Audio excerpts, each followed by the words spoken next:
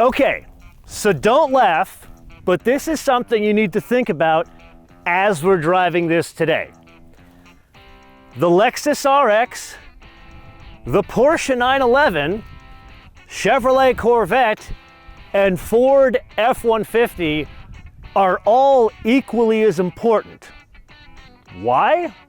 That's what we're going to discuss today.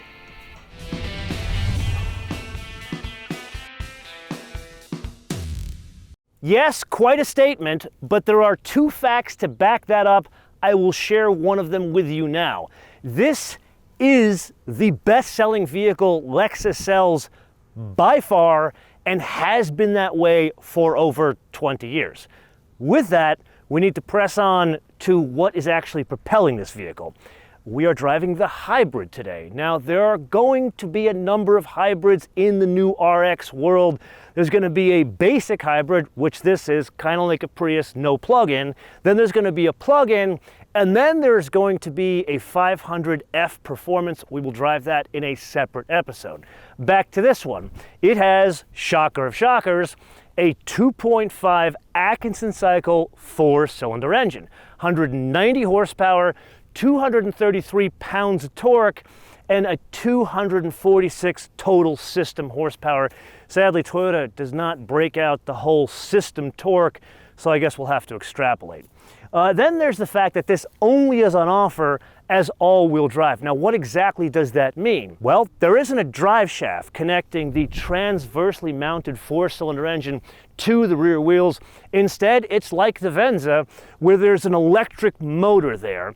And this is where we have like a diversion from that coming 500 Performance model. But primarily, this is a front-wheel drive vehicle. Now, it is a hybrid, so what does that mean in terms of the battery? It is a very small battery. At the time of this shooting, the folks at Lexus don't have all the technical details to share with us. The only thing I can share with you is it is not a lithium-ion battery. This instead is fitted with a nickel metal hydride battery. Now, if I were to take a stab in the dark as to why the Lexus engineers chose this solution, it definitely wouldn't be for its energy storing properties. It's not as efficient as lithium ion in terms of storing energy.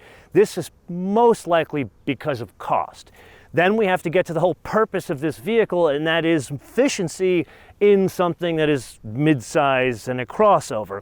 And here it does a pretty good job. 36, 34, 37 combined. So it ain't a full battery electric, which means it's not the heaviest thing in the world. 4,431 pounds, or depending on express your weights and measures, 2,010 kilograms. Now, if this were not the fanciest version on offer, this is like the Premium Plus, well, actually the second to the fanciest, it would be about 60 pounds lighter with that. That's a hybrid. That is a very similar power delivery experience as the previous generation of RX, which is kind of what you'd expect. Like, this is the gold standard of crossovers, like mid-size, near luxury. As such, it is not the fastest thing in the world, but it's not the slowest thing in the world. So remember, this is a hybrid. It's like a parallel hybrid in a Prius in that it has a CVT. Put another way, it delivers power exactly as the folks that would buy a vehicle like this would expect. Now we have to focus on really what the vehicle is about, and that's the ride quality. And to understand that, we have to understand what underpins the vehicle. Up front, McPherson struts, in the back, multi-link. But they did make one significant change here. The wheelbase is longer here by about 2.5 inches, so it's 112.2 inches. It does make a difference in terms of packaging folks, but the overall length of the vehicle, that's the same. So the thing that I think, the reason why people buy these things is they're very easy to drive around town, which is where these things live. In other words, this is like a comfortable pair of jeans. They're not the fanciest thing out there. You can dress them up, you can dress them down, but they work, and they work incredibly well. That's the ride quality here. And then there are the brakes. These 13.4-inch diameter rotors all the way around. And the reason why that's important, they could have gotten away with putting 12-inch diameter rotors in the back.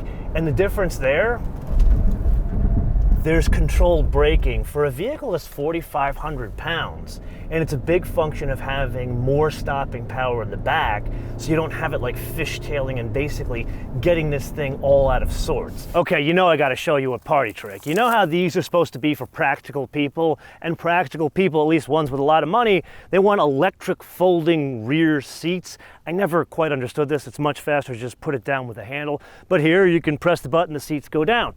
However, they reversed that trick. In the rear of the vehicle, the seats in the back are electric. Now, they're not fully electric forward and backward because you got a battery you're storing underneath here. Instead, you can use this for an electric recliner and kind of let your limousine flag fly. We do need to discuss the sound that comes out of that engine. Yes, it is exactly what you'd expect from a Toyota hybrid synergy drive system. Meaning when you accelerate, really get this thing under load. Let's try it here. Make the turn. Don't try this at home.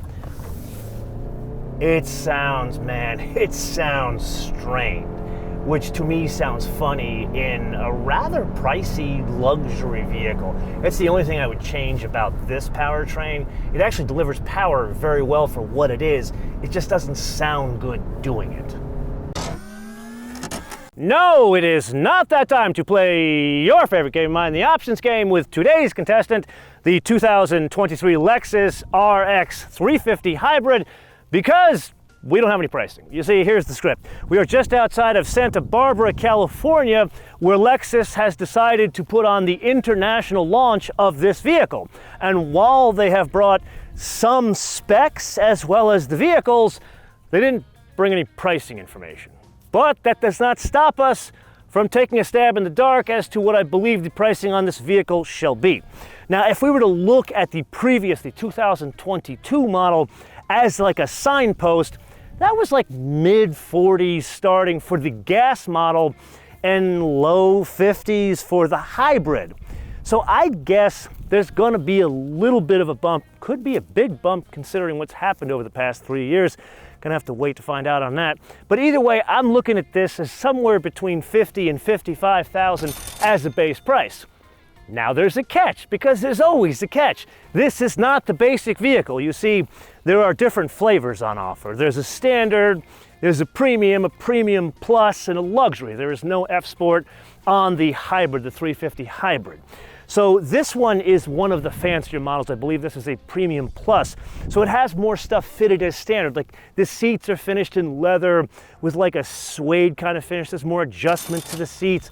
There's more details on the dash. As we move from the cheap seats, which they call the standard, up to the premium, that's where a sunroof is fitted as standard.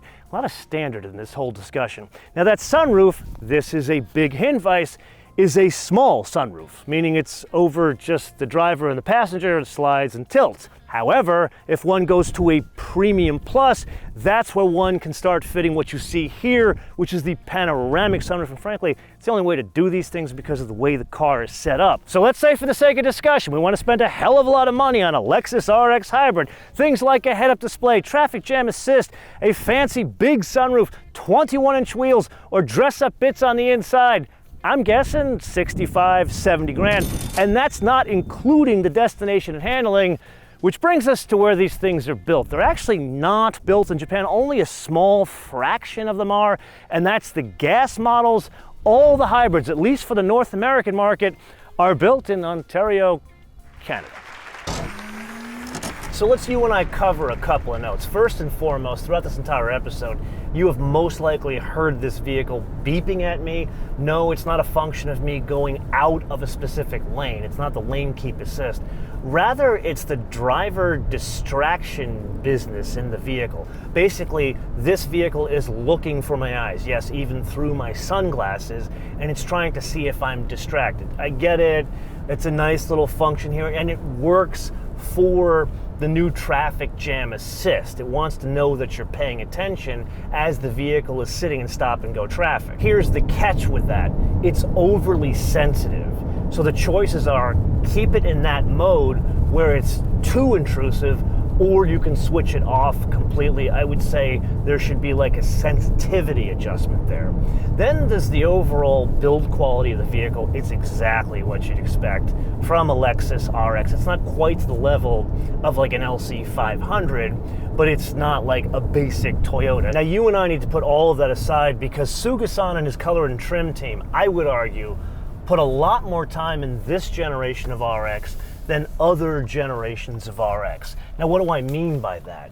There are more varied color choices on the inside. It's not just like black and tan. There's even like a red in the F Sport, but there's multiple versions of like the tan. There's like a light tan, and there's a Palomino. Remember that from like Mercedes in like the 1970s? It's almost that exact shade. And then there are choices for different trim here. Like this is the black open pore wood. There it is, the driver distraction. This can be had with like a blonde open pore wood. So I would argue this is more successful on the inside than it is on the outside, at least from a design perspective. And that brings us to the second reason why this is as important, and don't laugh, 911, Corvette, F-150, and I'd say even the S-Class.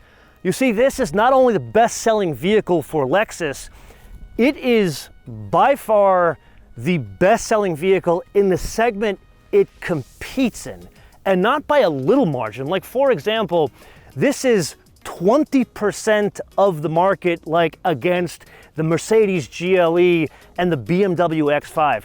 The closest one is like 8 points behind it. There's no other segment where there's that much of a delta.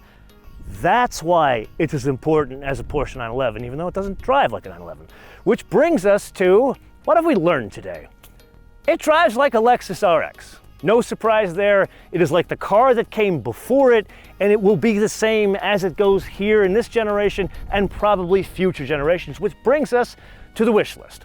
Now, I'd normally say something about a plug-in hybrid with, say, 100 miles of range, but we're gonna save that for another episode because they are going to bring a plug-in hybrid. Instead, let's talk a little bit about that design. We talked about it in the tech review. I am just not a fan of the schnoz on this, the hood. It looks like they left too much clay there. But more importantly, the back. This can be fixed without a lot of money. You look at this, and it looks just like a Lexus NX, which is the cheap seats of this, meaning it's shorter and it's less money. Why do I want the SN to look the same as the cheap one? So can we go back to having the Lexus logo instead of the Lexus written out? Because there are very few car manufacturers that have a logo that are as simple and elegant as Lexus, Mercedes-Benz, Porsche, BMW.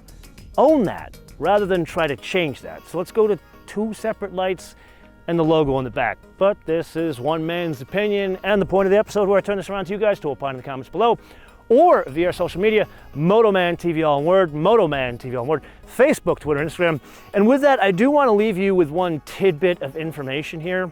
The place that they have us staying for this event, the first ever car trip I ever went on, 2009, was this same hotel. Until I see you in the next episode, bis später.